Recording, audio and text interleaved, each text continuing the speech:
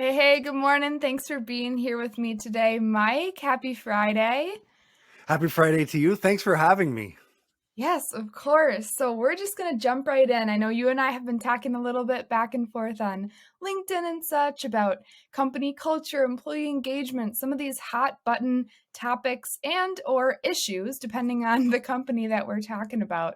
So, would you just dive in for me when you think about employee engagement? What does that mean to you? What does that look like for you? How do you kind of coach companies in that regard? So for me, I see employee engagement. It's very much you have employees who buy into what the company represents, what the company vision is. When you have employees who are they're positive, they're optimistic. It's just a much better feeling in terms of an environment when you have employees who are engaged, who want to be there. And one of the things for me that really stands out, listen, I don't know about you, people don't get up genuinely and say, I can't wait to go to work.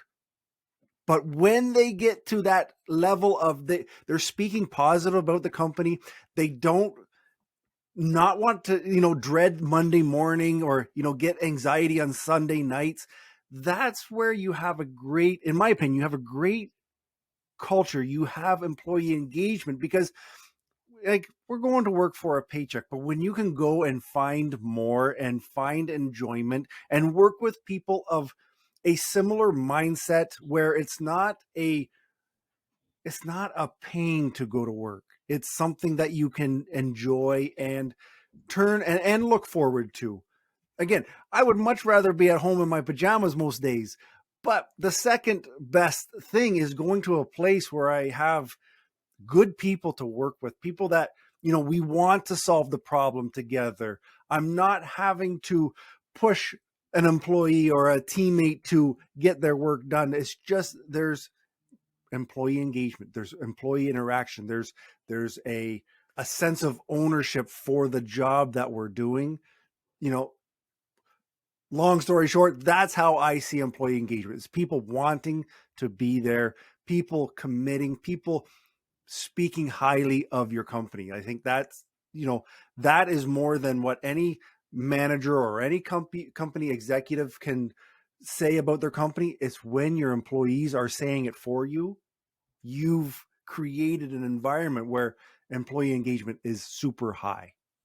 Absolutely. Yeah, I've heard that a lot lately, actually, with the Sunday scaries. If you kind of used to feel them somewhere and you're not feeling them anymore, that could be an awesome sign that you found a great company to work for. So, love that you brought that point up. So, Well, yeah, and it's unfortunate. Sorry, we no, had a go little ahead. delay. I was just saying, it's unfortunate that so many people feel that that's a normal thing. It's normal to have your stomach turning. It's normal to have anxiety on Sundays, but I really don't think it is. And, I'm not here to tell anybody just to up and quit their job, but if you're feeling that way on Sundays and Mondays are just a scary thing, I think you should consider looking somewhere else. Mm. You should consider that it's, work is a significant part of our lives and it shouldn't be a horrible experience. Yeah. That's where I stand on that for sure. Yeah, I totally agree. I mean, you were really clear with what employee engagement means to you, but if you're, a leader watching this, how do you cultivate that? How do you influence that? How do you increase employee engagement overall? Well, I think so for me, it starts from the top down. Now, if you are a middle manager, an entry level manager, you may think, Mike, I'm not at the top. I don't have that control. You do over your team. You can really have a positive or negative effect on those who report to you. So if I'm in that position or when I've been in that position, recognizing people and just acknowledging a job well done can go so far into motivating your team to do more, to do better. It it almost seems like it's too easy, because it is. When you see a job being done well, pause your life for a minute and just go and say, hey, thanks for doing that. I really appreciate how you stepped up for this. It has to be genuine, and it has to be specific. You can't just say, hey, Emily, you're a great worker. That doesn't help you know what you're doing. That's great. But when something's coming in, and for instance, Emily, you've stepped up and gone above to make sure that a customer was, made sure that they had everything they need that was kind of outside your job description. As a supervisor, somebody needs to recognize that, because that's going to make the person going to make you feel good. And you're like, you know what? I helped somebody and my boss recognized it. That's a huge step. But I also think that as supervisors, as managers, or leaders in general, we want to be investing in our team. But this isn't necessarily, I mean, you can have extra trainings. You can mentor your team. You can give them coaching, give them resources they need.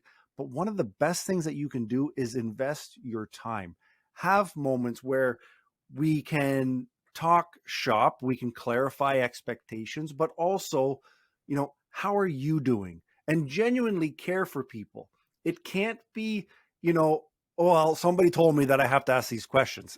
People see through that. But when you're genuinely interested, when you genuinely invest time into your staff to get to know who they are, what their hopes and dreams are, not to sound cheesy, but I enjoy sharing that stuff. People enjoy sharing that stuff when a person is interested, genuinely interested.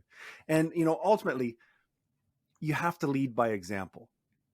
You have to be engaged in your company. You have to be saying the positive things. When there's a staff event, a staff outing, you need to be excited, and you need to make sure that you've blocked it off in your calendar and you have time to go. That is, that's that top down mentality. And if your boss or your boss's boss doesn't have that, it's up to you to step up and be that person for your team. And hopefully others will see and can help. Overall, the company becomes a better company, because one manager, one leader really can have a large effect on a large group of people. So be the example, be the engaged person that you hope that your team is. I think that's, in short, that's kind of the gist. Oh, that's awesome. It's crazy because my next point or question is just kind of diving into Nectar's Create framework. But you've already touched on 3 out of the 6 pillars that we have in our framework, maybe without even realizing it. So we use this framework when we're talking to companies to help them build better culture. Whether they want to go from bad to good to great, it doesn't really matter. If they're implementing an employee recognition and reward software, they're looking to improve things, employee engagement, decreasing turnover. They're looking to do something with their teams to propel things forward, to build connection, all of that. And so it's the 6 pillars: connection, recognition, empathy, alignment, trust, and elevation. You touched on the first 3: connection, recognition, and empathy. You touched on connection when you were talking about go to the events, get deep in your one-on-ones, connect, find the ways to do that, whatever that looks like for you. Recognition, you jumped into right away. That's where we play. That's our space. That's our bread and butter. But your culture overall isn't going to improve to the level it could unless you implement all 6 pillars. So that's where you talked about empathy and just being the good person, leading by example, showing that you care. So I love that. Was there anything else in the framework? I know we've talked about it a little bit offline too, but anything that sticks out to you out of those pillars, or any additional examples to kind of walk through? Yeah, the one that I didn't touch on, because I had 3 that really jumped out, were recognition, empathy, and trust. And Mhm. trust is one that we haven't really talked about. But if your team trusts that you're not asking them to do something out of what they should be doing, if they trust that you will roll up your sleeves and get your hands dirty if that time comes, you get so much more from your team, because there's their work ethic, in my opinion, my work ethic ties deeply into, do I trust this person? Are they asking me to shovel a pile of dirt to another pile of dirt just to be busy? I don't trust that. Like, that doesn't make me feel good. But when I know that there's a purpose, that, we need to make sure that this area is dirt free because of X, Y, and Z, I trust when you say that. So that's a huge motivating factor. And I remember one of my first jobs, I was in a restaurant, and the management team were very respectful. And when they said that certain things needed to be done at the restaurant, I just trusted them. They had built that, relationship with me. Yeah. And I felt bad if I made an error, or if I felt like I let them down. It hurt me because I liked that person, because that they were my manager. But because we had a relationship, because I trusted them and I knew that they trusted me, oh, it cut me deep when I made a genuine mistake. Like, it was an accident or whatever it might have been. It really hurt. And that was because I knew they trusted me to do the job. I knew they allowed me to have freedoms to make decisions. And when that didn't happen, it hurt me more than it hurt them. And I think that's how you build a team, because that's where you have your employees. They want to do stuff for you. They don't want to let you down. And if they know that, you know, you're asking them to do a task, but you've done the task before, you've rolled up your hands, you've gotten dirty, whatever the job may be, that builds the trust factor as well. Because it's like, well, my manager has done it. They're not above doing it. And if I need help, I can go to them. That, again, trust is one of the, I'm thrilled that it's one of your pillars, because it's so very important. They're all 6 pillars are very important. But if you're a new manager, pick one and start to lean into it. Start developing. You can take the 6 pillars and make that your framework to develop into a better leader, a more inspiring manager, supervisor. Just focus one at a time, and it comes to you over time. And as you interact with people and you understand where they're coming from, and you can recognize, or you are recognized, if your boss is doing something that makes you feel like a great part of the team, package that yourself and make sure you use that for your team and help them feel the warm and fuzzies that you were able to get from your boss.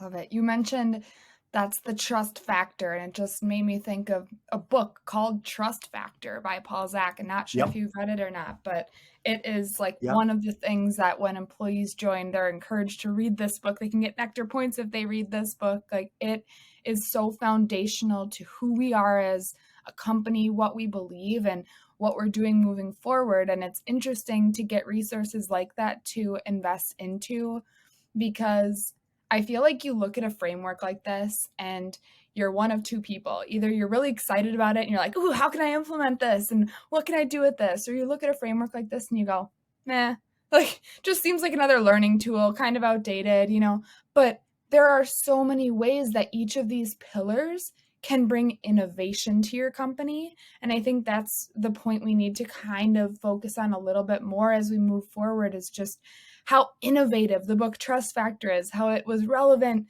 whenever it was written, and it's going to be relevant for hundreds of years to come, and just how some of these concepts, if you do them well and you do them in a way that meets the needs of the current economy, the current job market, the current whatever it is, you're at the top of the list for people looking for roles. So just wanted to point Exactly. And that and out. it's But much yeah. yeah, and it's much easier when the company as a whole takes on these pillars.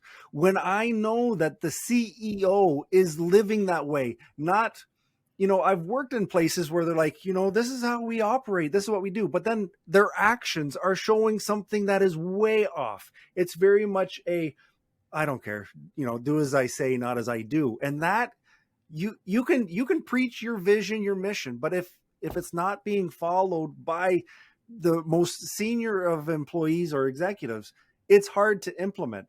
That said, we control ourselves. We have our own input. So, if you're working for a company that doesn't represent these pillars, that doesn't mean that you can't have them as your own guiding principles. Mhm. You are your own, you're your own leader. You have to get yourself to that position, and your team will thank you for taking that on. Whether it's done above you or not is irrelevant. You can start it today, but it makes it much easier if the entire company is buying in, or specifically the managers and your manager's manager. When they buy in, that's how you get your great company culture. It's top down. What a great point. Yeah, anything that we missed today, anything to add, anything still on your mind? No, I think this is a great place to start. And that's the thing. If you feel like you're you don't have that employee engagement from your team, you need to start doing something different. You need to maybe be uncomfortable by being vulnerable and sharing some stuff about you and asking stuff about your team. Whatever you're doing, if it's not working, that means that you need to change something. And I would highly recommend you start with one of these 6 pillars. It's an easy roadmap to follow. It may not be easy to do, but when you want to change your work environment, it's it's your responsibility to make, your own efforts and to make yourself enjoy work. And the byproduct of that is other people will start to enjoy it more as well. So I think, the pillars you guys have, it's perfect, and it's an easy, digestible way to start, and just pick one off at a time. And I'm not going to say work's going to be easy, but life becomes easier. Yeah. Well, Mike, thank you so much for everything you added today. Tell us a little bit more about you. What do you do? How can folks get in touch? What's kind of your bread and butter? For sure. So you can find me at mikeashie.com, but where I've been focusing is on YouTube, which is my YouTube channel, Leadership with Mike, where I help new and seasoned leaders basically do what Nectar's doing. It's building your team, it's building the rapport, how to connect with your team, how to manage up. Basically, in a nutshell, I've got 400 videos on YouTube, all helping new and seasoned managers level up to make it where you can be confident in leading your team, and you build the team, the trust and respect.